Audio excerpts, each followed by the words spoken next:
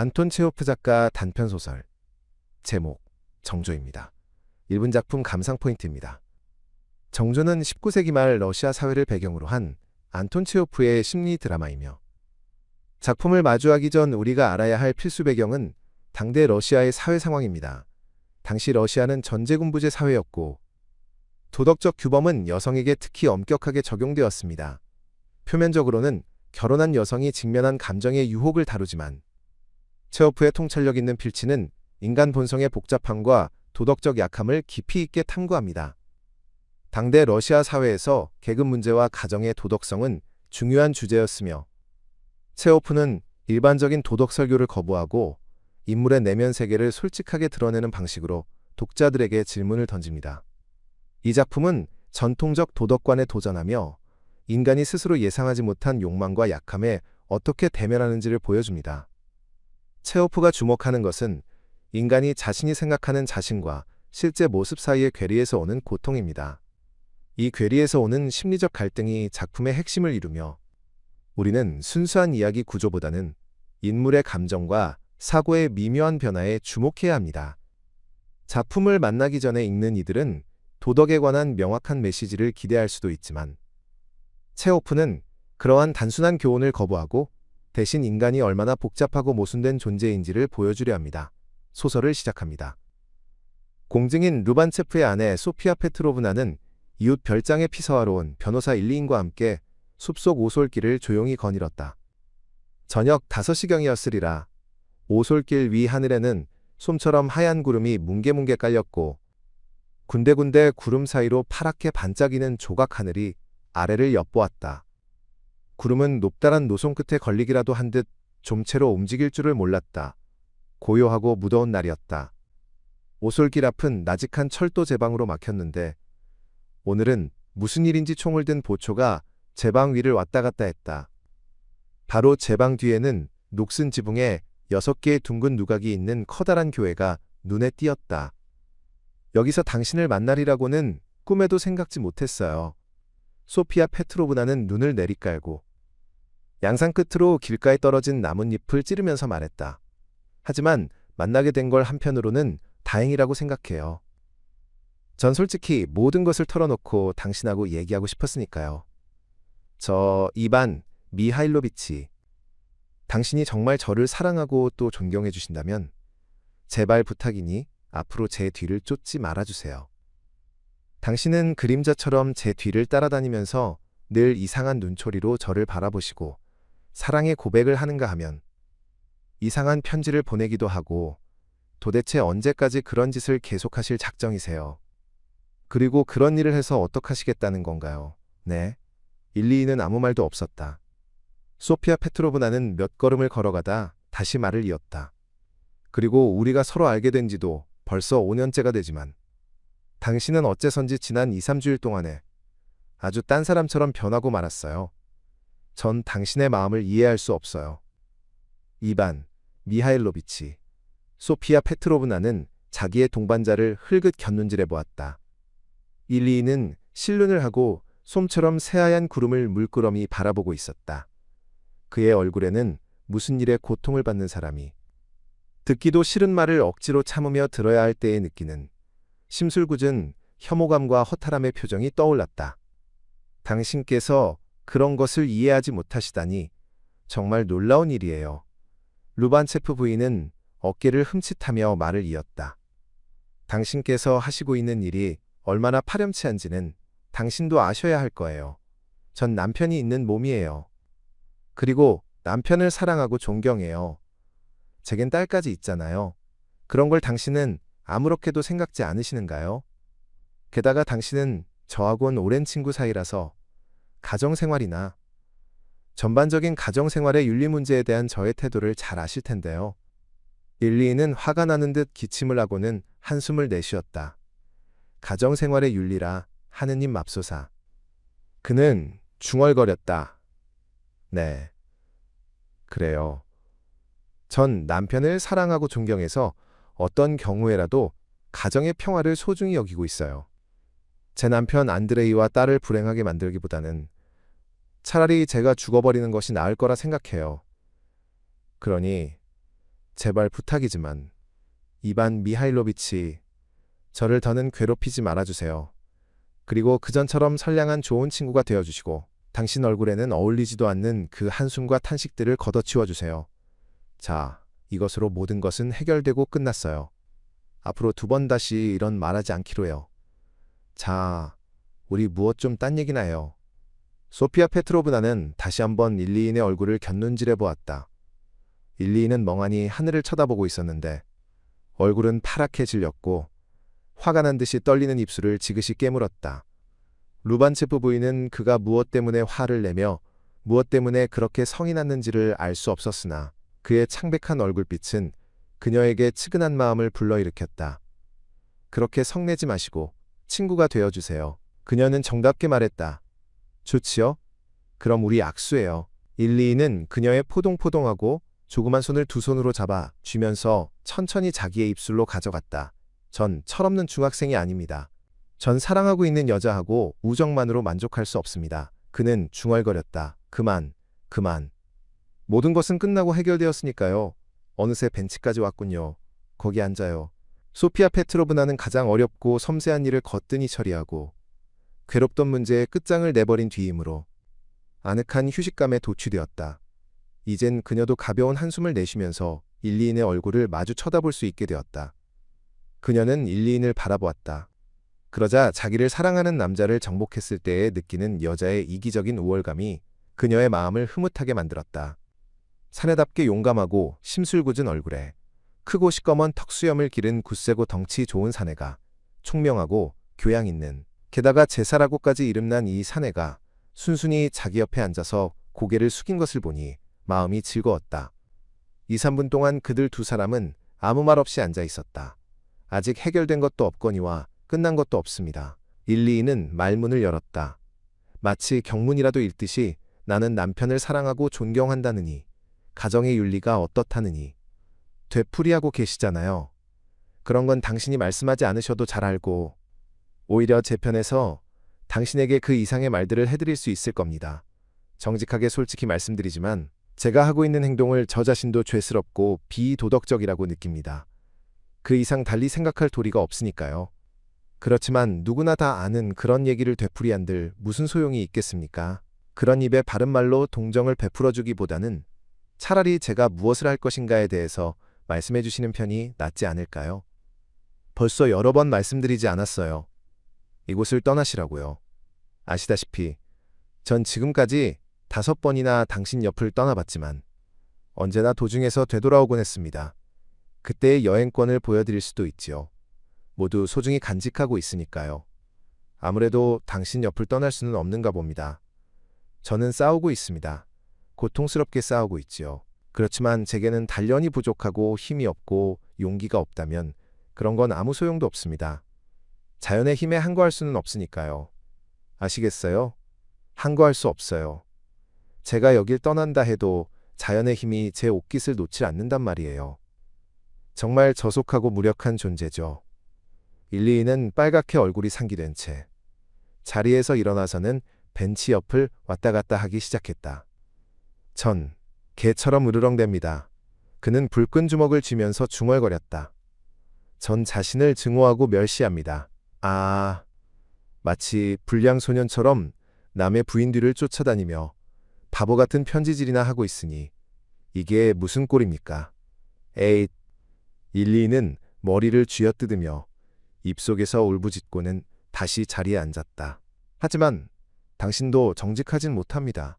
그는 침통한 표정으로 말을 이었다. 진정으로 저의 행동을 못마땅하게 여기신다면 무엇 때문에 여기 나오셨습니까? 무엇 때문에 나오신 거죠? 전 당신에게 보낸 편지 속에서 단 한마디, 반대냐 찬성이냐의 최종적인 대답만을 원했습니다. 그런데 당신은 결정적인 대답 대신 매일 우연히 저하고 만날 기회를 만들어서는 판에 박은 듯한 설교만을 되풀이하고 계시니까요. 루반체프 부인은 깜짝 놀라며 낯을 붉혔다. 그녀는 행실 바른 여인이 뜻밖의 자기의 나체를 드러내 보였을 때와 같은 수치심을 느꼈다. 제가 마치 당신을 희롱이라도 하는 것처럼 말하시는군요. 그녀는 중얼거렸다. 전 언제나 당신께 분명한 대답만을 해왔어요. 그리고 오늘도 그걸 부탁드린 거예요. 아니, 이런 일에 부탁드린다는 건 또 뭡니까? 만일 당신이 어디론가 가버리세요 하고 딱 잘라 말씀하셨더라면 전 이미 오래전에 여길 떠났을 겁니다. 그러나 당신은 제게 그런 말을 들려주지도 않았습니다. 단 한 번이라도 분명한 대답을 한 적이 없으니까요. 이상하게도 애매한 말뿐이었어요. 아니, 정말 당신은 저를 희롱하고 계신지. 그렇잖으면 일리이는 말끝을 흐리면서 두 주먹으로 머리를 받쳤다. 소피아 페트로브나는 지금까지의 행동을 처음부터 끝까지 곰곰이 회상해 보았다. 그녀는 자기 거동에서뿐만 아니라 마음속에서까지 일리인의 사랑을 처음부터 거절해왔다는 것을 상기했다. 그러면서도 변호사의 말에는 어느 정도 진실이 깃들어 있는 것 같기도 했다. 그러나 그녀는 그 진실이 어떤 것인지 알 수 없었다. 아무리 생각해보아도 일리인의 불평을 대꾸할 말이 머리에 떠오르지 않았다. 그렇다고 가만히 있는 것도 쑥스러워서 그녀는 어깨를 으쓱하고 이렇게 말했다. 그럼 제게도 죄가 있단 말씀이시군요. 당신이 성실치 못하다고 책망하는 건 아닙니다. 일리인은 한숨을 내쉬었다. 어떻게 돼서 말이 그렇게 나왔을 뿐입니다. 당신이 성실치 않다는 것은 당연한 일인 동시에 자연스러운 현상입니다. 만일 세상 사람들이 모두 약속을 해서 갑자기 성실한 사람들이 되어버린다면 이 세상은 뒤죽박죽이 되고 말 겁니다. 소피아 페트로브나는 철학을 논하고 있을 처지가 아니었지만 화제를 바꿀 수 있는 기회가 온 것을 기뻐하며 이렇게 물었다. 그건 또 왜 그렇지요? 왜냐하면 성실이란 것은 야만인이나 짐승들에게만 필요한 것이기 때문입니다. 문명이 여자의 미덕과 같은 안일한 욕구를 들고 나온 이상 이미 성실이란 무용지물이 되고 말았으니까요. 일리이는 성난 표정을 지으면서 지팡이로 모래를 파헤쳤다. 루반체프 부인은 잠자코 귀를 기울였다. 대부분 이해할 수 없는 말이기는 했으나 그녀는 그의 말을 듣는 것이 즐거웠다. 재능 있는 사나이가 자기처럼 평범한 여자에게 소위 현명한 의논을 들려준다는 것이 더할 나위 없이 기뻤다. 그리고 아직도 성이 풀리지 않은 파리하고 젊은 얼굴이 민첩하게 움직이는 모습을 보는 것도 커다란 만족감을 주었다. 그녀는 많은 부분을 이해할 수 없었지만 현대의 지성인답게 조금도 주저함이 없이 척척 큰 문제를 해결해 나가면서 최종적인 결론을 이끌어내는 그의 멋있는 대담성에 감동하지 않을 수 없었다. 그녀는 갑자기 이 사내에게 마음이 끌리는 자신을 발견하고 깜짝 놀랐다. 실례지만 전 무슨 뜻인지 이해할 수가 없어요. 그녀는 빠른 어조로 말했다. 무엇 때문에 불성실 같은 문제를 끄집어내는 거죠? 다시 한번 되풀이해서 말씀드리겠어요. 제발 선량하고 좋은 친구가 되어주세요. 그리고 더는 절 괴롭히지 마세요. 정말 부탁이에요. 좋습니다. 좀 더 싸워보도록 하죠. 일리이는 한숨을 내쉬었다. 힘껏 노력은 해보겠습니다. 그러나 그 싸움의 결과가 어떻게 될지는 저도 알 수 없습니다. 제 이마에 총알을 박아 넣을지 아니면 곤드레만들에 취하는 모죽군이 되어버릴지 어차피 좋은 결과는 바랄 수 없을 겁니다. 모든 일엔 한도가 있듯이 자연과의 투쟁도 마찬가지입니다. 저 한 가지 묻겠는데요. 광증하고는 어떻게 싸워야 하죠? 가령 당신이 술을 마신다면 어떤 방법으로 그 흥분을 가라앉히겠습니까? 가령 당신의 모습이 제 마음속에 아로새겨져서 밤이고 낮이고 바로 여기 있는 소나무처럼 제 눈앞에서 떠나지 않는다면 어떻게 해야 좋을까요? 자, 어서 말씀해 주십시오. 저의 사상, 희망, 꿈, 이 모든 것이 저 자신의 것이 아니라 제 마음속에 도사린 어떤 악마의 것이 되어버렸을 때 그 저주스러운 불행한 상태에서 빠져나가기 위해서 어떤 공적을 수행해야 하는 겁니까? 당신을 사랑합니다. 당신을 사랑하기에 정상적인 상태에서 벗어났습니다. 사업도 친구도 버리고 자신의 신마저 잊은 지 오래입니다. 지금까지 이토록 깊은 사랑을 느껴본 적이 없었습니다. 이런 결과가 되리라고는 꿈에도 생각지 못했던 소피아 페트로브나는 일리인에게서 살며시 몸을 비키며 놀란 듯한 눈초리로 그의 얼굴을 바라보았다. 그의 두 눈에는 눈물이 글썽했고 입술은 바르르 떨렸다. 그리고 얼굴 전체에는 무엇에 굶주린 듯한 애원하는 듯한 표정이 가득했다. 당신을 사랑합니다. 자기의 두 눈을 그녀의 겁먹은 듯한 커다란 눈앞으로 가져가며 그는 중얼거렸다. 당신은 어쩌면 이렇게도 아름답습니까? 제 마음은 괴롭습니다. 그러나 맹세합니다만 이렇게 괴로워하면서도 당신의 눈을 볼 수만 있다면 한평생이라도 이렇게 앉아있겠습니다. 하지만 제발 부탁이니 아무 말도 말아주십시오. 소피아 페트로브나는 갑작스러운 그의 태도에 어쩔 줄 모르며 재빨리 일리인을 저지할 말을 고르기에 급급했다. 가버리자 하고 그녀는 생각했다. 그러나 그녀가 자리에서 일어나려고 했을 때는 이미 일리인이 그녀의 발밑에 무릎을 꿇은 뒤였다. 그는 소피아의 무릎을 끌어안고 물끄러미 그녀의 얼굴을 바라보며 정열적인 열렬한 어조로 온갖 아름다운 말을 다 늘어놓았다. 공포와 혼란 때문에 그녀는 일리인의 말을 알아들을 수가 없었다. 그러나 어째선지 두 무릎이 따스한 목욕물에 잠기기라도 한 듯 기분 좋게 조여드는 이 위태로운 순간에 그녀는 어떤 사악한 잔인성을 느끼면서 자신의 감각 속에서 일어나는 이상한 충동을 해명하려고 애썼다. 그녀는 지금 정숙한 유부녀의 한거 대신에 술주정뱅이에게서나 볼 수 있는 무력함과 나태와 공허로 충만한 자신을 발견하고 화가 치밀어 올랐다. 다만 머나먼 어느 마음 한구석에서 어째서 그 자리를 떠나지 않느냐. 그렇게 앉아있을 이유가 어디 있단 말이냐 하고 능글맞게 놀려줄 뿐이었다. 어떤 적당한 이유라도 궁리해내려고 애쓰면서 어째서 거머리처럼 달라붙은 일리인의 손을 뿌리치지 않았으며 또 무엇 때문에 일리인과 함께 누가 보는 사람은 없을까 하고 황급히 좌우를 살펴보았을까. 그녀는 이 모든 것을 할 수가 없었다. 소나무 숲과 흰 구름은 두 사람의 희롱을 보았지만 상관에게 보고하지 않겠다는 약속하에 뇌물을 받은 수의 할아버지처럼 준엄한 눈으로 그들을 바라보기만 했다. 보추는 말뚝처럼 제방 위에 서 있었는데 벤치 쪽을 유심히 살피는 듯이 느껴졌다. 보겠으면 보라지. 소피아 페트로브나는 생각했다. 하지만 제 말 좀 들어주세요. 마침내 그녀는 절망적인 어조로 말하기 시작했다. 어째서 이런 짓을 하는 거죠? 앞으로 어떡할 작정이세요? 모릅니다. 저도 몰라요. 그는 불쾌한 질문이 귀찮기라도 한 듯 손을 흔들면서 속삭였다. 목신 듯한 소란스러운 기관차의 기적 소리가 들려왔다. 허구한 날 반복되는 이 싸늘한 외부의 음향이 루반체프 부인을 제정신으로 돌아오게 했다. 이럴 시간이 없어요. 돌아가야 해요. 황급히 몸을 일으키며 그녀는 말했다. 기차가 오고 있어요. 제 남편 안드레이가 저 차로 올 거예요. 그에게 점심을 차려드려야 해요. 소피아 페트로브나는 빨갛게 상기된 얼굴로 제방 쪽을 바라보았다. 먼저 기관차가 천천히 지나가고 그 뒤에 화차들이 연달았다. 그것은 루반체프 부인이 생각한 별장행 열차가 아니라 화물 열차였다. 기다란 화차 행렬이 하얀 교회당을 배경으로 마치 인생의 하루하루와도 같이 한 칸 한 칸 꼬리를 물고 연달았다. 거기에는 끝이 없는 것 같았다. 그러나 드디어 화차 행렬도 끝나고 말았다. 차장이 탄 등불을 켠 마지막 차량이 숲 저쪽으로 사라져갔다. 소피아 페트로브나는 잽싸게 몸을 돌리고는 일리인을 돌아보지도 않으며 재빨리 오솔길을 되돌아갔다. 그녀는 이제 비로소 제정신으로 돌아온 것 같았다. 일리인에게 모욕을 당했다는 생각보다는 오히려 결단성 없는 자신의 행동을 책망했고 소행이 바르고 순결하다고 자부하는 자기가 파렴치하게도 다른 사내에게 무릎을 내맡겼다는 수치심 때문에 얼굴이 화끈하게 달아올랐다. 지금 그녀에게는 한시바삐 자기 가족이 있는 별장으로 돌아가야겠다는 생각밖에 없었다. 변호사는 기운 없이 그녀 뒤를 따랐다.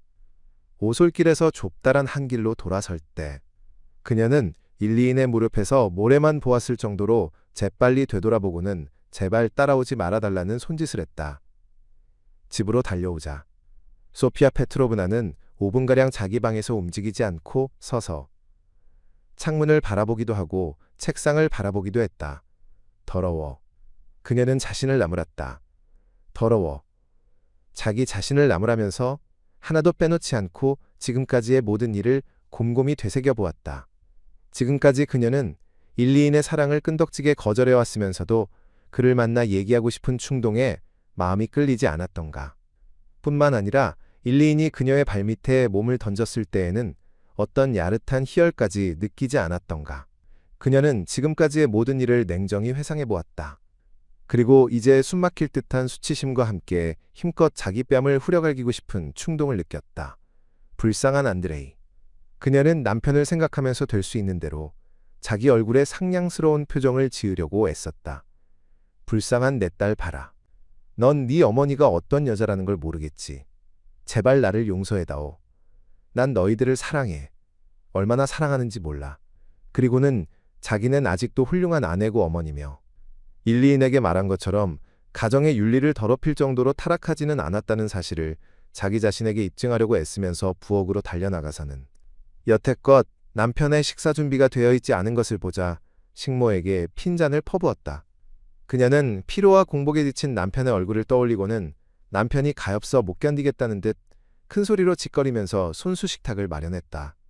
그녀가 식탁을 준비한다는 것은 지금까지 한 번도 없는 일이었다. 그러다가 자기 딸 바라를 발견하자 두 손으로 안아 올리며 힘껏 껴안았다. 딸의 존재가 그녀에게는 괴롭고 씁쓸하게 느껴졌다.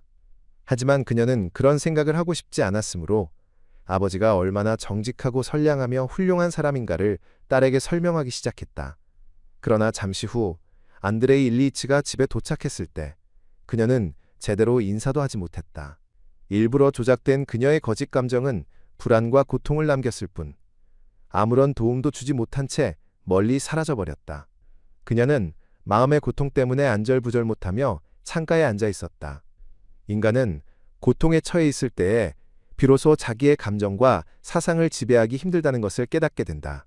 소피아 페트로브나는 지금 자기 마음속에 너무나도 많은 일들이 엉클어져 있어서 마치 재빨리 날아가는 참새떼를 셀 수 없는 것처럼 사리를 분간할 수 없는 혼란 속에 사로잡혔다고 느꼈다. 이를테면 남편이 돌아온 것이 조금도 기쁘지 않으면서 식사하는 남편의 태도가 마음에 들지 않았다는 점들로 미루어 보아서 그녀는 자기 마음속에 갑자기 남편에 대한 증오심이 싹트기 시작했다고 단정해버렸다. 배가 고프고 피곤해서 녹초가 된 안드레이 일리이치는 수프를 기다릴 사이도 없이 대뜸 소시지부터 집어들었다. 그러고는 개걸이라도 들린 듯이 관자놀이를 실죽거리고 짭짭 소리를 내며 소시지를 먹었다. 에구, 저런. 소피아 페트로브나는 생각했다. 난 저희를 사랑하고 존경도 하지만 어쩌면 저렇게 망측스럽게 씹어먹을까? 가정의 혼란에 못지않게 그녀의 이성에도 혼란이 일어났다. 불쾌한 상념을 억제할 때 흔히 경험 없는 사람들이 그렇듯이 그녀는 있는 힘을 다해 자기의 불행을 생각하지 않으려 애썼다.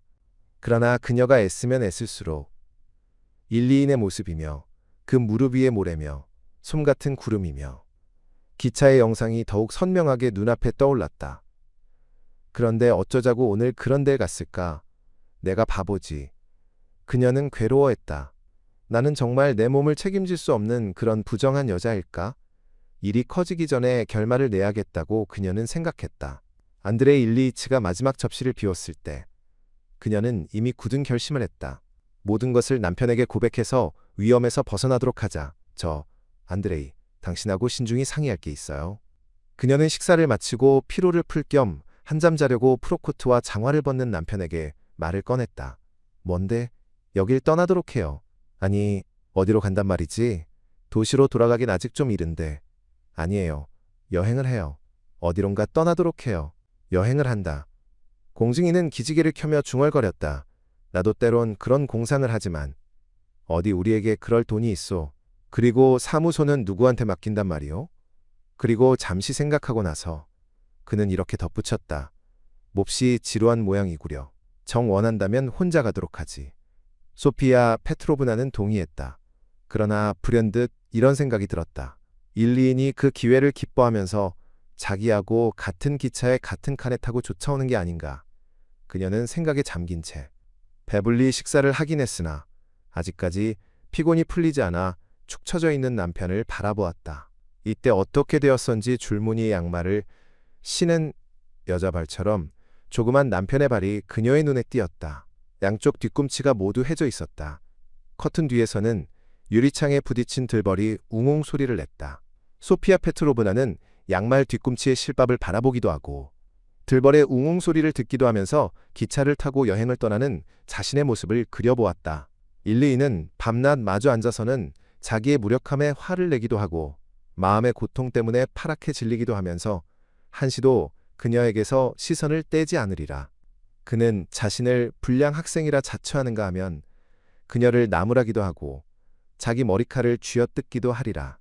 그러다가 어두워지기를 기다려서 승객들이 잠들거나 정거장으로 나가는 틈을 타서 그녀 앞에 무릎을 꿇고 쓰러져서는 숲속의 벤치에서와 같이 그녀의 무릎을 끌어안으리라. 그녀는 이런 공상에 사로잡힌 자신을 발견하고 깜짝 놀랐다. 하지만 혼자선 안 가겠어요. 당신과 함께 가야만 해요. 그녀는 말했다. 그런 농담은 그만둬. 소포치카. 로반체프는 한숨을 내쉬었다. 실없는 소리 그만두고 실현 가능성이 있는 말이나 해요. 내 사정을 안다면 저희도 함께 가주련만. 소피아 페트로브나는 생각했다.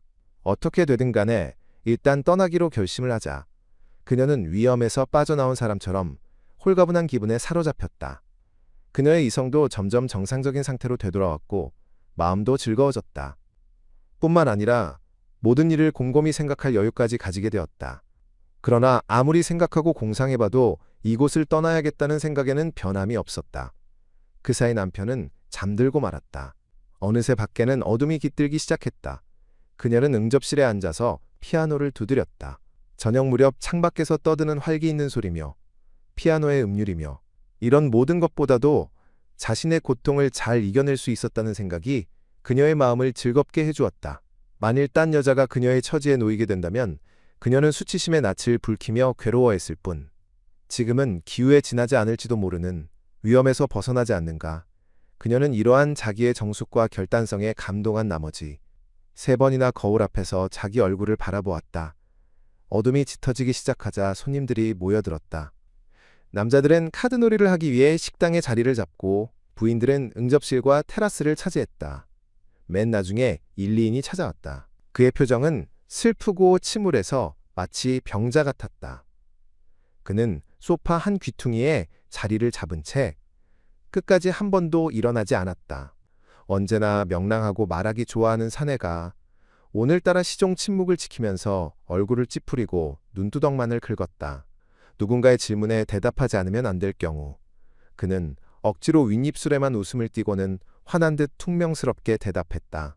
그는 몇 번가량 익살을 부렸으나 그 익살조차 거칠고 무례했다. 소피아 페트로브나에게는 그가 히스테리를 일으키는 듯이 보였다. 그녀는 지금 피아노 앞에 앉아서 이 불행한 사나이가 농담을 할 처지가 못 된다는 것과 마음의 고통 때문에 잠을 못 이루었다는 것을 비로소 똑똑히 느꼈다. 그녀 때문에 그는 자신의 출세와 귀중한 청춘의 나날을 헛되이 보내면서 나머지 재산을 별장에 탕진하고 어머니와 동생들을 저버리고 말았지만 그 중에서도 가장 중요한 것은 자기 자신과의 고통스러운 투쟁 속에 완전히 지치고 말았다는 것이다. 그래서 보통 흔히 볼 수 있는 단순한 인정으로 봐서도 그에게는 성의 있는 태도를 보여줘야 할 처지였다. 그녀는 모든 것을 똑똑히 뼈저리게 마음속으로 의식했다. 그래서 만일 지금 그녀가 일리인 옆으로 다가서서 그에게 안 돼요 하고 말했다면 그는 그녀의 목소리 속에서 도저히 거절할 수 없는 어떤 위력을 느꼈을지도 모른다. 하지만 그녀는 그의 옆으로 다가가거니와 말도 건네지 않았다. 아니, 그런 일은 염두에 두지 않았다. 청춘의 사소한 이기심이 그녀에게 이 밤처럼 강력히 느껴진 적은 없었다. 그녀는 가련한 일리인이 침통한 얼굴로 바늘방석에 앉은 것처럼 소파 귀퉁이에 앉아있는 것을 보고 그를 측은히 여겼지만 동시에 미칠 듯이 자기를 사랑하는 이가 이 자리에 있다는 것을 생각하자 그녀의 마음은 자신의 육체적 매력과 승리감으로 가득 넘쳐올랐다. 그녀는 자신의 청춘을, 미모를, 그리고 자신의 굳은 정조를 느꼈다. 그리고 이곳을 떠나리라 결심한 지금 그녀는 자기 자신에게 온갖 자유를 허용했다. 그녀는 교태를 부리며 쉴 새 없이 깔깔대기도 하고 특별한 감정과 영감을 섞어가며 노래를 부르기도 했다. 그녀에게는 모든 것이 즐겁고 유쾌했다. 벤치에서 일어난 사건이며 자기를 바라보던 보초의 일을 회상하는 것도 재미있었다. 그녀에게는 손님들도 일리인의 날카로운 풍자도 지금까지 본 적이 없는 그의 넥타이 핀도 모두 우스웠다. 눈에 다이아몬드가 박힌 붉은 뱀 모양 핀이었는데 그녀는 그 뱀에게 키스하고 싶다고 느꼈을 정도로 우스운 모양이었다. 소피아 페트로브나는 기분 좋게 취한 듯한 야릇한 흥분 속에 감상적으로 로맨스를 노래했다. 그리고 마치 타인의 슬픔을 빈정대기라도 하는 듯 잃어버린 희망이며 과거며 노년을 노래한 슬프고 우울한 노래를 골랐다. 노년은 점점 다가오는데 그녀는 노래했다. 하지만 그녀에게 노년이란 것은 너무나 먼 거리에 있었다. 아무래도 내 마음속에서 심상치 않은 일이 일어나는 것 같아. 그녀는 웃으며 노래 부르는 동안에도 가끔 이런 생각을 했다. 12시가 되자 손님들은 흩어지기 시작했다. 일리인은 맨 나중에 집에서 나갔다. 소피아 페트로브나에게는 아직도 일리인을 테라스의 맨 아래 층계까지 데려다 줄 수 있는 대담스런 용기가 남아 있었다. 그녀는 일리인에게 남편과 함께 여행을 떠난다는 선고를 하고 그 선고가 그에게 어떤 효과를 주는가 보고 싶었다. 달은 구름 속에 숨어 있었다. 그러나 변호사의 외투자락이며 바람에 나부끼는 테라스의 커튼이 보일 만큼 주위는 밝았다. 그녀는 일리인의 파리한 모습과 억지로 웃음을 지으려고 윗입술을 찡그리는 모양까지도 알아보았다. 소나, 소네치카, 귀중한 나의 사랑. 그는 소피아가 말하려는 것을 가로막으며 이렇게 중얼거렸다. 나의 사랑, 나의 미인. 그는 갑자기 감상적인 발작에 휩쓸려 울먹이는 어조로 상냥스러운 사랑의 말을 퍼붓기 시작했는데 그 말은 점점 부드러워져서 나중엔 마치 아내나 애인을 대하기라도 하는 듯이 너라고 부르기까지 했다. 그리고 그녀에게는 뜻밖의 일이었지만 벼랑간 한 손으로 그녀의 허리를 껴안고 또 한 손으로 그녀의 팔꿈치를 잡았다. 나의 보배, 나의 기쁨. 그는 그녀의 목덜미를 키스하며 속삭였다. 마음을 돌이켜서 지금 곧 저한테로 와주십시오.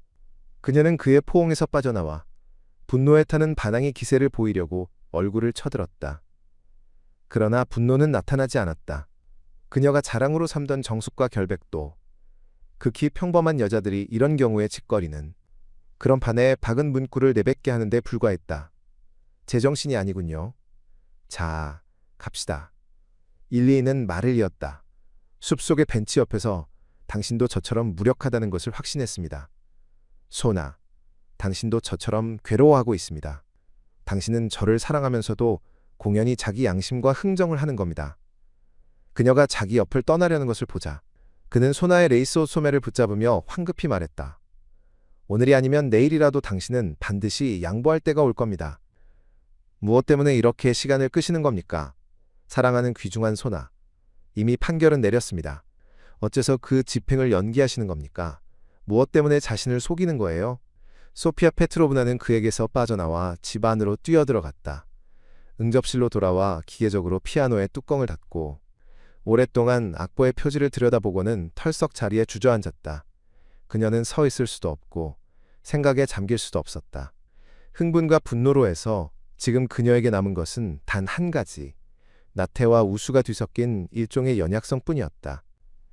그녀의 양심은 그녀에게 오늘 밤 너의 태도는 바람둥이 처녀처럼 추악하고 더러웠다. 너는 아까 테라스에서 타인이 포옹하도록 내버려두고 지금도 아직 허리와 팔꿈치 근처에 야릇한 감촉을 느끼고 있지 않느냐 하고 소곤거렸다. 응접실엔 아무도 없었다. 다만 촛불 하나가 너울너울 춤추고 있을 뿐이었다. 루반체프 부인은 무슨 일을 기다리는 사람처럼 피아노 앞에 둥근 의자에 우두커니 앉아 있었다. 그러자 극도의 피곤과 어둠을 틈타기라도 하듯 괴로운 정욕이 그녀를 사로잡기 시작했다. 그것은 마치 구렁이처럼 그녀의 사지와 영혼에 달라붙어서는 점점 세게 그녀를 졸라맸다. 이젠 그전처럼 그녀를 위협하는 것이 아니라 적나라한 모습으로 뚜렷이 그녀 앞에 정욕의 모습을 드러냈다. 일리인의 일을 생각하면서 그녀는 30분가량이나 꼼짝달싹 않고 앉아 있었다. 이윽고 그녀는 맥없이 자리에서 일어나서는 발을 옮겼다. 안드레이는 벌써 자리에 누워 있었다. 그녀는 열린 창가에 앉아서 끓어오르는 정욕에 온몸을 내맡겼다. 이미 그녀의 머리에는 혼란이란 것도 없었다. 모든 감정과 이성이 하나의 뚜렷한 목표를 향해서 다름박질했다. 그녀는 싸우려고 애썼으나 곧 단념해버리고 말았다. 적이 얼마나 강하고 완고한가를 그녀는 이제야 비로소 깨달을 수 있었다. 그 적과 싸우려면 불굴의 정신과 힘이 필요했다. 그러나 그녀의 혈통이며 교육이며 생활은 그녀에게 싸움에 이길 만한 힘을 부여해주지는 못했다. 환양년, 더러운 년. 그녀는 자신의 무기력을 저주했다. 넌 본래가 그런 여자였구나. 그녀의 정숙은 그 무기력 때문에 모욕당할 대로 모욕당하고 흔들릴 대로 흔들렸다. 그녀는 자기가 아는 모든 욕설을 퍼부어가며 굴욕적이고 창피한 가지가지의 진실을 자신에게 들려주기까지 했다.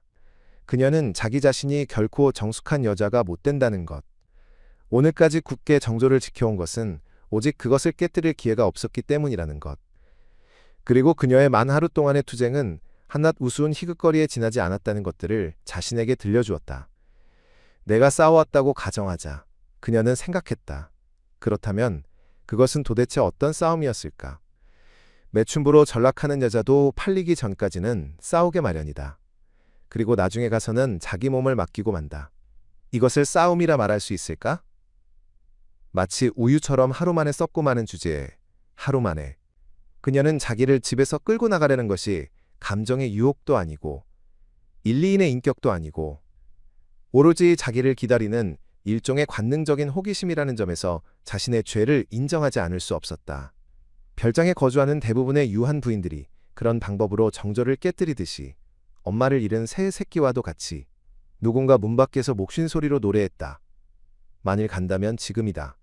소피아 페트로브나는 생각했다. 그녀의 심장은 갑자기 방망이질하듯 세게 울렁거리기 시작했다. 안드레이. 그녀는 거의 외치다시피 남편을 불렀다. 제발, 우리 떠나도록 해요. 예? 아니, 떠나겠으면 혼자 떠나라고 아까 말하지 않았어. 하지만 들어주세요. 함께 가주지 않는다면 당신은 저를 잃게 될지도 몰라요. 전 아마 딴 사람을 사랑하나 봐요. 그녀는 말했다. 누구를? 안드레이 일리치는 물었다. 상대가 누구건 마찬가지가 아니냔 말이에요. 소피아 페트로브나는 외쳤다. 안드레이 일리치는 침대에서 일어나 두 다리를 침대 밑으로 늘어뜨리고는 놀란 표정으로 아내의 어두운 얼굴을 바라보았다. 실없는 소리 그만둬. 그는 하품을 했다. 믿기지 않았지만 그래도 그는 놀라는 눈치였다. 그는 잠시 생각에 잠겼다. 아내에게 몇 마디 대수롭지 않은 질문을 하고는 가정에 대해서 그리고 부정에 대해서 자신의 의견을 토로했다. 그는 10분가량 느릿느릿 짓거리고는 다시 침대에 드러누웠다. 그의 훈계는 아무 소용도 없었다. 이 세상에는 그따위 의견이 얼마나 많이 있는지 모른다. 그리고 그 태반은 불행을 직접 겪어보지 못한 사람들이 가지는 의견이다. 제법 밤이 깊었는데도 창밖에선 아직 별장 손님들이 거닐고 있었다. 소피아 페트로브나는 어깨에 가벼운 코트를 걸치고 선 채 잠시 생각에 잠겼다. 그녀에게는 아직도 잠자는 남편에게 이런 말을 할 용기가 남아 있었다. 당신 주무세요? 저 산책하고 오겠어요? 함께 안 나가시겠어요? 이것은 그녀의 마지막 부탁이었다. 대답이 없었다. 그녀는 밖으로 나왔다. 밖에서는 선선한 바람이 불었다. 그녀는 바람도 어둠도 느낄 수 없었다. 그저 앞으로 걸음을 옮길 뿐이었다. 극복할 수 없는 힘이 그녀를 자꾸 앞으로 떠밀어서 걸음을 멈추기라도 한다면 뒤에서 그녀의 잔등을 밀쳐줄 것만 같았다. 환양년. 그녀는 정신없이 중얼거렸다. 더러운 년. 그녀는 빨갛게 상기된 채 거칠게 숨을 몰아쉬면서 자기 발의 감각조차 잊었다. 그러나 수치심보다도 이성보다도 공포보다도 굳센 그 어떤 힘이 그녀를 자꾸 앞으로 밀고 나갔다. 인문학적 해설입니다.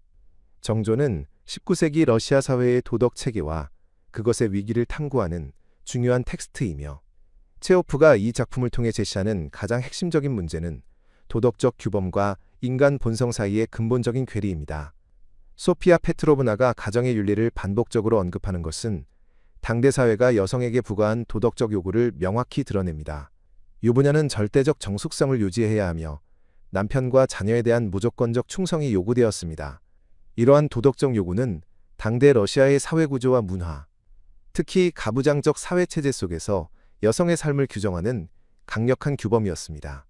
이 규범은 단순히 도덕적 교훈이 아니라 사회 질서를 유지하는 근본적인 장치였으며 여성의 정조는 재산 상속과 명확한 혈통 확보의 문제와 깊이 연결되어 있었습니다.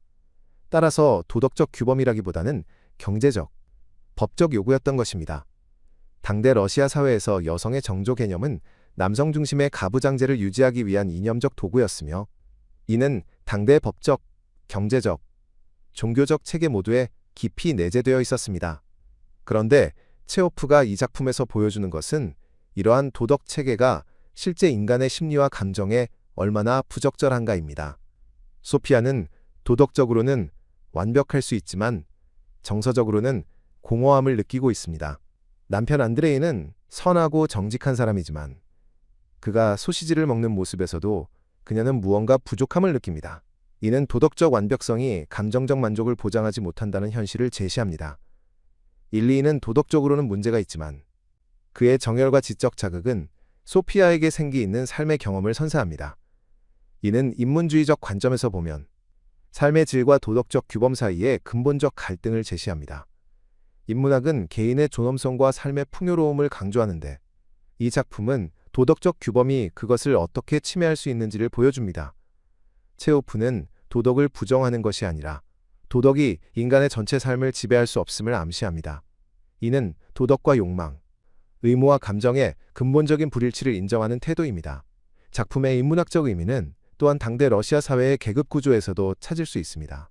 공증인의 아내인 소피아는 사회적 지위는 있지만 그녀의 삶은 매우 제한적입니다.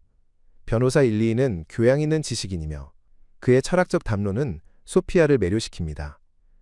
이는 여성의 지적 욕구가 얼마나 억압되어 있었는지를 보여줍니다. 소피아는 자신의 남편과의 대화에서 지적 자극을 찾을 수 없고 일리인과의 접촉을 통해 처음으로 그러한 자극을 경험합니다. 이런 상황은 여성 교육이 얼마나 제한적이었는지를 암시합니다. 소피아는 충분한 교육을 받았을 것으로 보이지만 그녀의 사회적 역할은 아내와 어머니로만 제한되어 있습니다. 이러한 제한성이 그녀를 일리인의 지적 담론으로 이끌어갑니다. 19세기 러시아에서 여성의 사회적 지위와 교육의 문제는 문화적으로 중요한 이슈였으며 체호프는 이를 통해 당대 사회의 모순을 드러냅니다. 여성이 마음의 양식으로서의 교양을 추구할 수 없다면 육체와 감정의 욕구만이 남게 된다는 점을 체호프는 날카롭게 지적합니다. 이는 당대의 여성 억압이 단순히 도덕적 문제가 아니라 구조적, 제도적 문제임을 보여줍니다. 19세기 러시아 문학에서 자연의 묘사는 단순한 배경이 아니라 인물의 심리를 반영하는 거울입니다. 체호프도 이 전통을 충실히 따릅니다.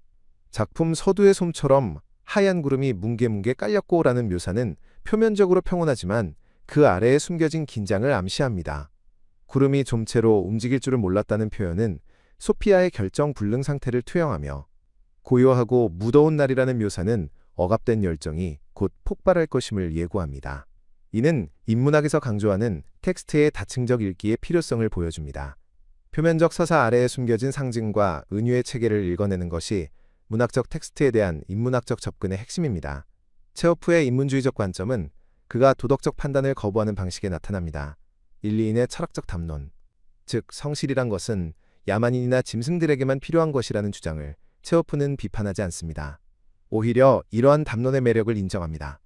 마찬가지로 소피아의 정욕을 단순한 죄악으로 표현하지 않고 그것을 극복할 수 없는 힘으로 표현함으로써 인간의 내적 갈등을 깊이 있게 드러냅니다.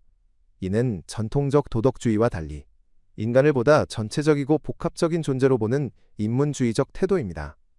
체호프의 인문주의는 도덕을 부정하는 것이 아니라 도덕과 인간 본성의 관계를 보다 복잡하게 이해하려는 것입니다. 그는 인간의 다양한 욕구를 모두 인정하면서도 그로 인한 갈등과 고통을 깊이 있게 조명합니다. 이러한 태도는 인문학의 가장 기본적인 신조인 인간에 대한 깊은 이해를 실현하는 방식입니다. 작품의 또 다른 인문학적 의의는 문학과 현실의 관계에 대한 성찰입니다.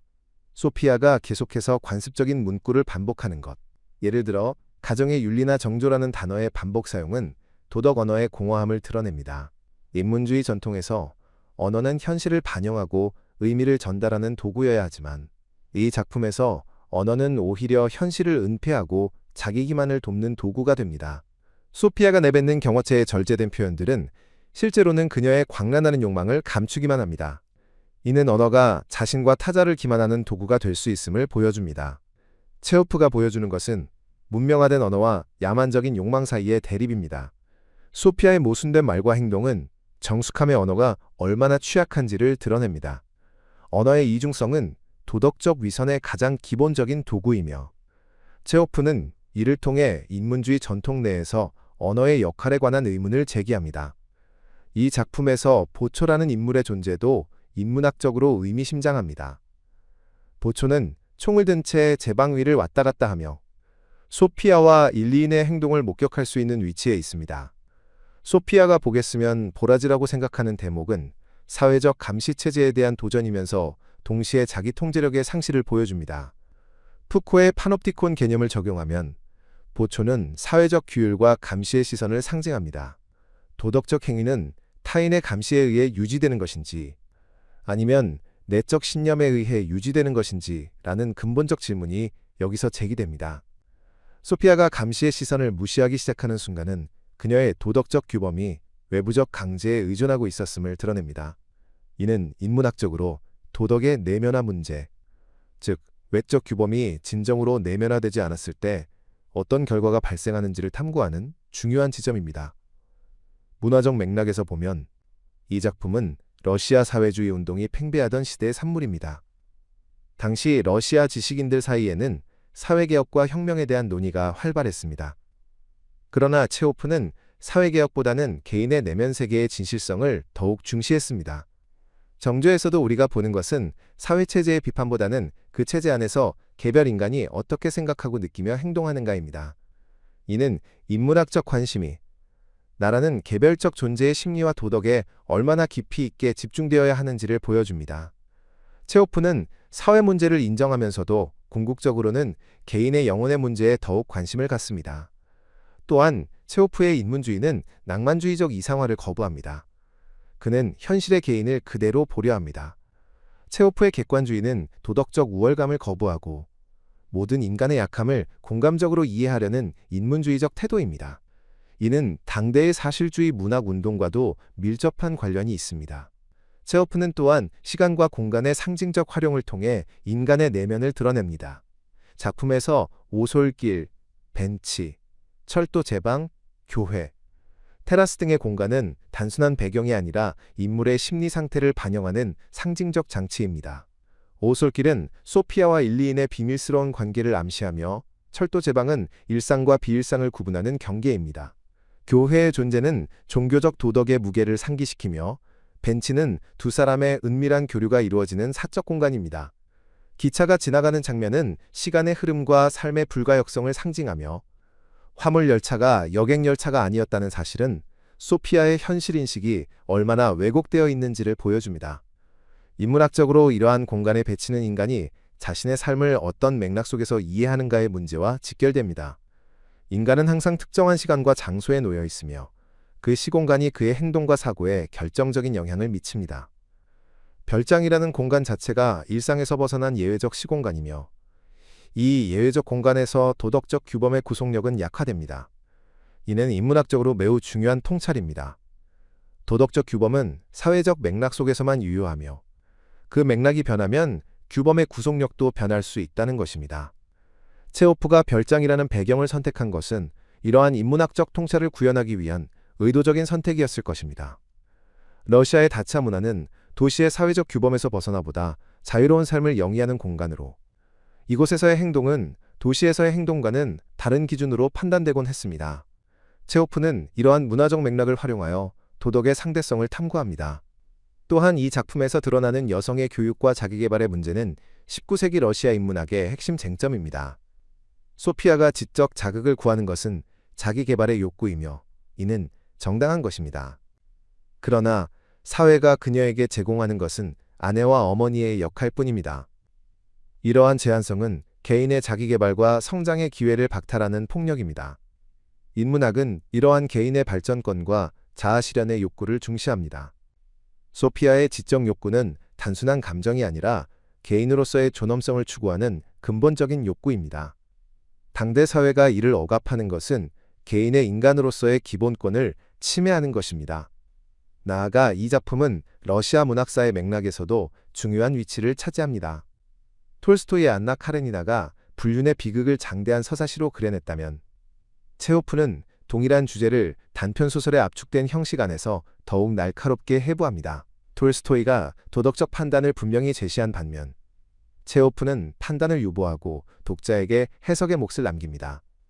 이는 리얼리즘에서 모더니즘으로 넘어가는 과도기적 문학 형식의 특징이기도 합니다. 체호프는 인물의 행동에 대한 도덕적 논평 대신 행동 자체의 묘사에 집중하며 이를 통해 독자가 스스로 판단하도록 유도합니다. 이러한 서술 방식은 현대문학의 핵심 원리인 보여주되 말하지 말라의 선구적 실천이었습니다. 또한 투르게네프의 첫사랑이나 도스토예프스키의 지하실의 수기에서 볼 수 있는 심리탐구의 전통을 계승하면서도 체호프 특유의 담백하고 절제된 문체를 통해 인간 심리의 미묘한 결을 포착합니다. 체호프의 인문학적 기여는 단순한 도덕 이야기를 넘어서 인간 존재 그 자체에 대한 깊은 성찰을 제공한다는 점에 있습니다. 그는 인간을 선과 악으로 나누는 이분법을 거부하고 모든 인간이 내면에 품고 있는 모순과 복잡성을 있는 그대로 드러냅니다. 이러한 태도는 현대 인문학의 가장 중요한 가치인 다원성과 복합성의 인정과 정확히 일치합니다. 체호프의 문학은 우리에게 타인을 판단하기 전에 먼저 이해하라는 인문학적 명령을 실천하고 있습니다. 마지막으로 이 작품의 인문학적 의미는 그것이 제시하는 비극성에 있습니다. 소피아는 악인이 아니며 일리인도 순수한 악의를 지니지 않았습니다. 남편 안드레이도 나쁜 사람이 아닙니다. 그럼에도 불구하고 모두가 고통받습니다. 이러한 비극은 개인의 의지나 도덕적 결심으로 극복될 수 없는 인간 조건의 근본적인 문제를 드러냅니다. 그녀의 최종적 행동은 이 비극성의 절정이며 인간의 개별성과 자유의 문제, 그리고 그 자유가 얼마나 취약한지를 묻는 인문학적 질문입니다. 이 비극은 개인만의 것이 아니라 사회 전체의 비극이기도 합니다. 도덕적 규범이 인간의 현실적 필요를 충족시키지 못할 때 사회는 위선과 자기기만 위에 세워진 불안정한 건축물이 됩니다.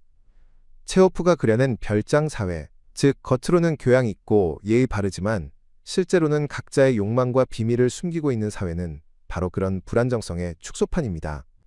이는 현대 사회에서도 여전히 유효한 인문학적 통찰입니다. 체호프는 우리에게 인간이란 누구인가, 그리고 어떻게 살아야 하는가라는 근본적인 질문을 던집니다. 이는 도덕적 교훈을 제공하려는 것이 아니라 인간 존재의 복잡성을 인식하도록 우리를 초대하는 것입니다. 체호프의 이러한 열린 결말 방식은 독자의 능동적 참여를 요구하며 이는 인문학적 탐구의 핵심인 비판적 사고와 자기 성찰의 계기를 제공하며 이는 진정한 의미의 인문학적 교육이라 할 수 있습니다. 인문학적 관점에서 정조는 인간의 조건에 관한 보편적인 물음을 던지면서도 개별 인물의 특수한 상황을 존중하는 체호프의 태도를 보여줍니다. 이 작품이 오늘날에도 독자들의 마음을 울리는 이유는 체호프가 다루는 인간적 갈등이 시대와 문화를 초월하는 보편성을 지니기 때문입니다. 의무와 욕망 사이의 갈등, 자기인식과 자기기만의 경계, 사회적 기대와 개인적 진정성의 충돌은 어느 시대의 어느 사회에서든 인간이 직면하는 근본적인 문제입니다. 심리학적 해설입니다. 정조에 등장하는 인물들은 각자의 내면적 갈등과 무의식적 욕망 속에서 움직이고 있으며 체호프가 제시하는 이들의 심리 상태는 현대 심리학의 관점에서 보아도 매우 타당합니다. 주인공 소피아 페트로브나는 겉으로는 도덕적이고 정숙한 유부녀를 자처하지만 내면에서는 억압된 욕망과 자기 기만 사이에서 끊임없이 갈등합니다. 그녀의 심리 상태는 방어기제의 전형적인 작동을 보여줍니다. 일리인의 추근거림을 명확히 거절하지 못하는 이유는 거절의 결단성이 부족해서만이 아닙니다. 무의식적으로 그녀는 자신의 아름다움과 매력이 타인에게 미치는 영향력을 느끼기를 원하고 있습니다. 이는 한 명의 남자에게만 사랑받는 것이 아닌 다른 남자에게도 사랑받고 싶은 심리적 욕구입니다. 이런 욕구는 비난받을 수 없습니다. 왜냐하면 그것은 인간의 근본적인 필요이기 때문입니다. 심리학자들은 이를 정체성 확인이라 부르며 타자의 인정 없이는 자아를 형성할 수 없음을 강조합니다. 소피아의 심리 속에는 자신의 존재 가치를 확인받고 싶은 근본적인 욕구가 내재되어 있습니다. 이는 결코 비정상적인 심리 상태가 아니라 인간이 보편적으로 경험하는 정상적인 심리적 필요입니다. 다만 그것이 도덕적 규범과 충돌할 때 심각한 갈등이 발생합니다. 소피아의 자기기만은 소설 전체에서 가장 두드러진 특징입니다. 그녀는 자신이 일리인을 완벽히 거절했다고 믿으려 하지만 실제로는 그와의 접촉을 반복적으로 용인합니다. 그녀의 최초 진술인 더는 절 괴롭히지 말아주세요 라는 말은 그가 이미 여러 번 그녀의 거절을 무시했음을 암시합니다. 벤치에서의 일화는 이러한 심리 상태를 명확히 보여줍니다. 그녀는 일리인의 무릎 꿇음에 분노해야 마땅하지만 오히려 여자의 이기적인 우월감을 느낍니다. 이는 그녀가 남편의 존재만으로는 충족되지 않는 에고의 욕구를 가지고 있음을 나타냅니다. 체호프는 이 순간을 포착하여 도덕적 판단을 내리지 않고 인간적 현실을 있는 그대로 제시합니다. 그녀의 측은지심과 공포 사이의 심리 상태는 매우 현실적이며 우리 모두에게 낯선 것이 아닙니다. 이는 현대 심리학에서 말하는 인지 부조화의 전형적 사례입니다. 그녀의 믿음과 행동 사이의 불일치는 점점 더 큰 심리적 스트레스를 야기합니다. 인지 부조화는 개인으로 하여금 더욱 큰 심리적 고통에 빠지게 만들며 결국 그 고통을 해소하기 위해 더욱 극단적인 행동을 취하게 합니다. 심리학자 레온 페스팅거는 인지 부조화가 인간으로 하여금 자신의 신념을 수정하거나 행동을 변경하게 하는 강력한 힘이 됨을 보였는데, 소피아의 경우 거절의 신념이 충분히 강하지 않아 결국 행동의 변경이 발생합니다. 일리인의 심리 상태는 집착과 자기 기만의 다른 형태입니다. 그는 소피아를 사랑한다고 주장하지만 실제로 그의 행동은 소피아의 거절을 거듭 무시하는 것입니다.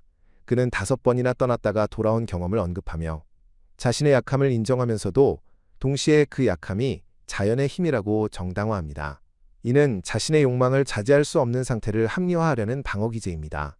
심리학에서 이러한 현상을 승화라 부르는데, 그는 자신의 성적 욕망을 철학적 담론으로 표현하고 있습니다.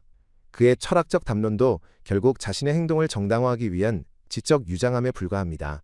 심리학적으로 그는 자신의 욕망의 노예 상태에 있으면서도 그것을 자유의지의 선택으로 착각하는 자기기만의 상태에 있습니다. 이는 프로이트가 논한 무의식적 동기의 작용을 명확히 보여주는 사례입니다. 일리인의 이성적 사고와 도덕적 신념은 그의 무의식적 욕망을 억제하지 못합니다.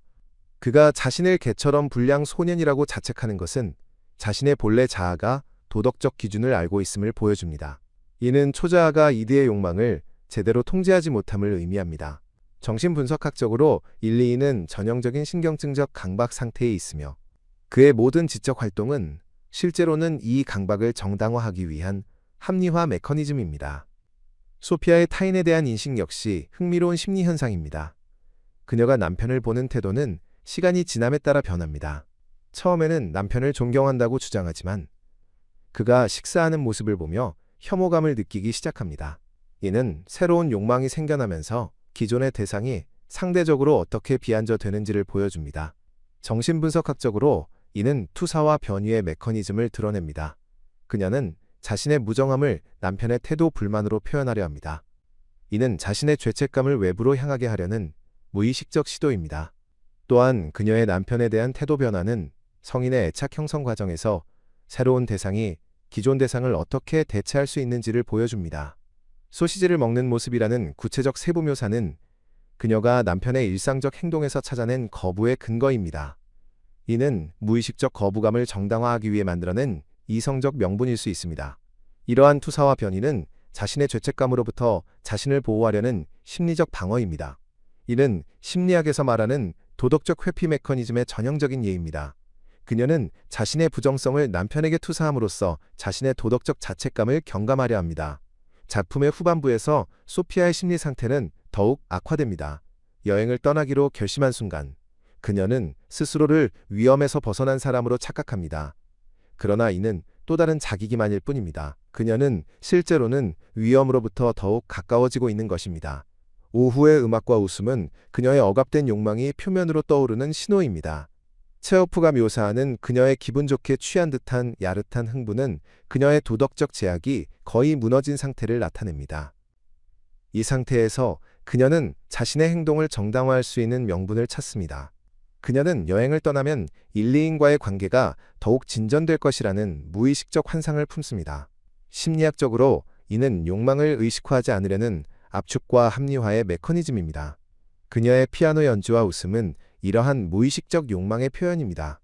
억압된 욕망이 승화된 형태로 표현되고 있는 것입니다. 이는 심리학에서 말하는 건설적 승화와 파괴적 승화 사이의 경계를 보여줍니다. 그녀의 예술활동은 겉으로는 건전한 형태의 승화이지만 실제로는 자신을 파멸로 이끄는 욕망의 표현입니다. 밤이 되면서 소피아는 더 이상 자신의 욕망에 저항할 수 없게 됩니다. 그녀의 양심은 그녀를 고통스럽게 하지만 그 고통 자체가 역설적으로 그녀를 욕망으로 몰아갑니다.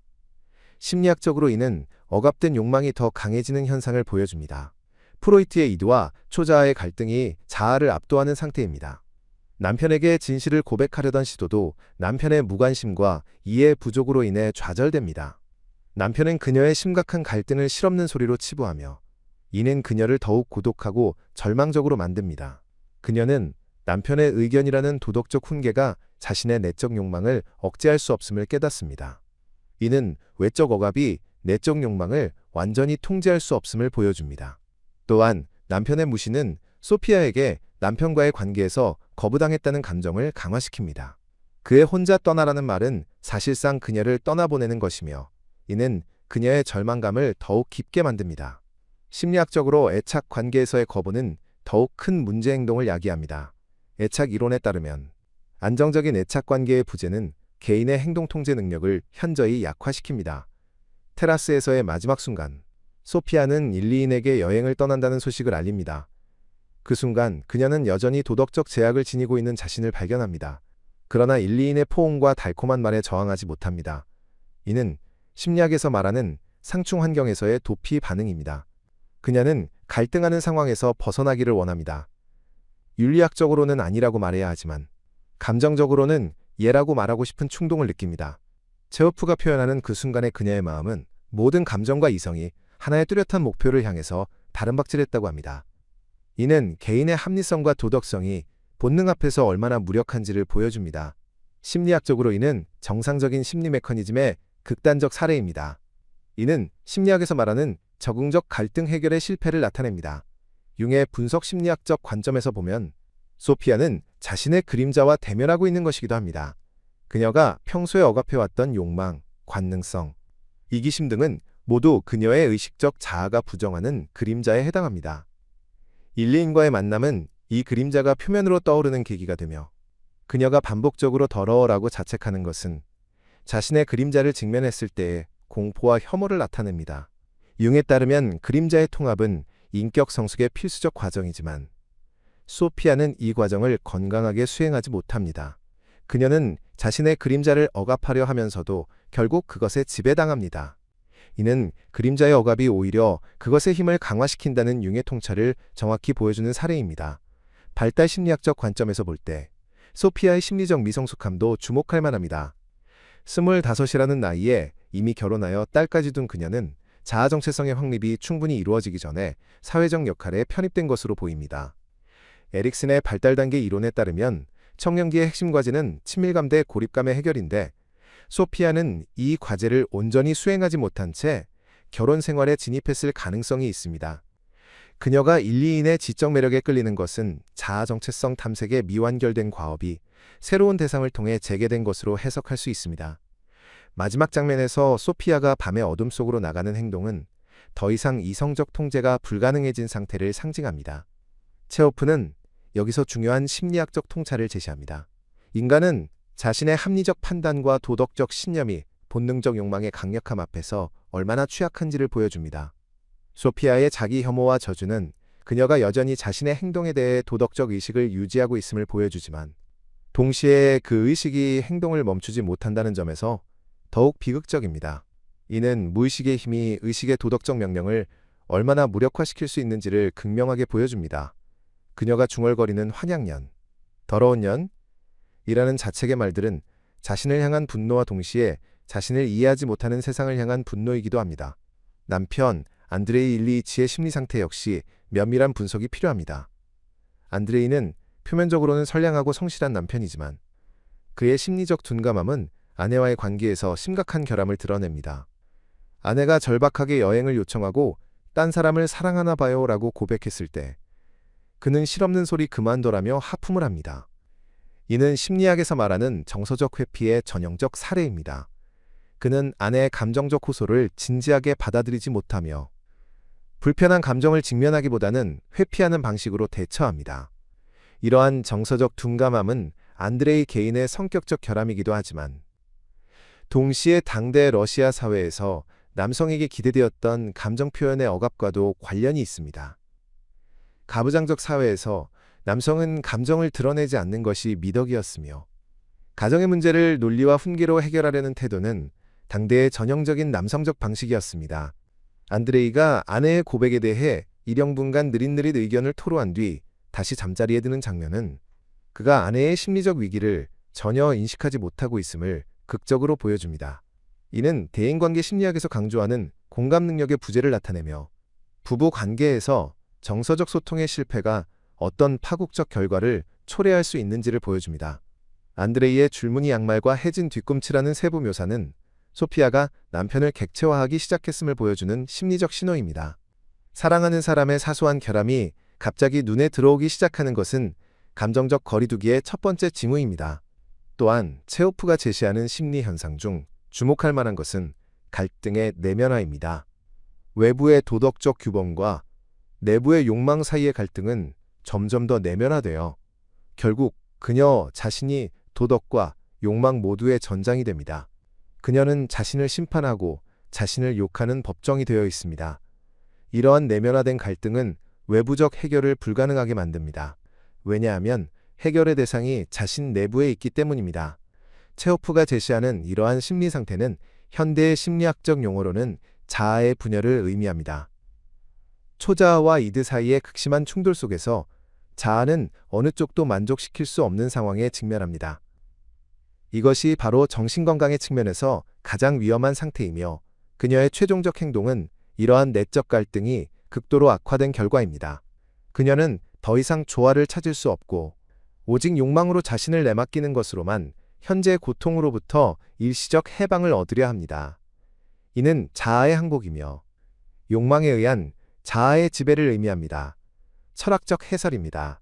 정조는 도덕, 자유, 그리고 인간 본성의 본질에 관한 깊은 철학적 질문을 던지는 작품이며 작품의 중심에는 도덕적 책임과 인간의 욕망 사이에 근본적인 긴장이 있습니다. 소피아가 계속해서 반복하는 가정의 윤리와 정조라는 도덕적 개념들은 인간이 얼마나 쉽게 추상적 도덕성에 의존하려는 경향을 보여줍니다. 칸트 철학의 보편적 의무론적 관점에서 보면 소피아의 정숙함은 도덕 법칙의 보편적 요구에 대한 복종입니다. 그런데 체호프가 제시하는 현실은 이러한 의무론적 도덕성이 인간의 본능적 욕망과 충돌할 때 얼마나 취약한지를 보여줍니다. 칸트가 강조한 의무의 보편성과 절대성은 개별적 인간의 구체적 상황 속에서 어떻게 작동하는가에 관한 질문을 제기합니다. 칸트는 이성적 존재로서 인간은 도덕 법칙을 이행할 수 있다고 주장했으나 체호프는 이러한 이성의 한계를 드러냅니다. 그의 작품은 칸트의 도덕 철학에 대한 암묵적인 비판이라 할 수 있습니다. 이성 중심의 도덕관이 인간의 감정과 욕망의 현실성을 충분히 설명할 수 없다는 점을 체호프는 명확히 제시합니다. 일리인의 철학적 발언들, 특히 그의 성실은 야만인에게만 필요하다는 주장은 니체적 관점에 가깝습니다. 그는 전통적 도덕 체계를 거부하고 개별적 욕망의 추구를 정당화하려 합니다.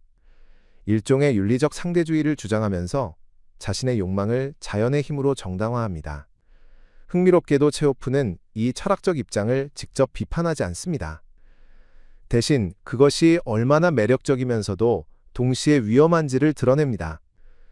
소피아가 일리인의 말을 이해할 수 없었지만 즐거워했다는 표현은 철학적 담론과 감정적 매력 사이의 복잡한 관계를 제시합니다. 철학적으로 합리화된 욕망의 추구가 얼마나 강력한 설득력을 가지는가를 보여줍니다. 니체가 강조한 권력의 지는 도덕적 규범을 초월할 수 있으나 그것이 행복을 보장하는가 하는 질문은 체호프의 텍스트 속에서 강력히 제기됩니다. 일리인의 철학적 담론도 결국 자신의 욕망을 정당화하기 위한 수사학에 불과합니다. 철학적 담론이 감정의 도구로 사용될 수 있다는 점은 철학 자체의 한계를 드러냅니다. 또한 작품에서 나타나는 결정론과 자유의 철학적 문제는 매우 흥미롭습니다. 일리인은 자신의 행동을 정당화하기 위해 자연의 힘에 항거할 수 없다고 주장합니다.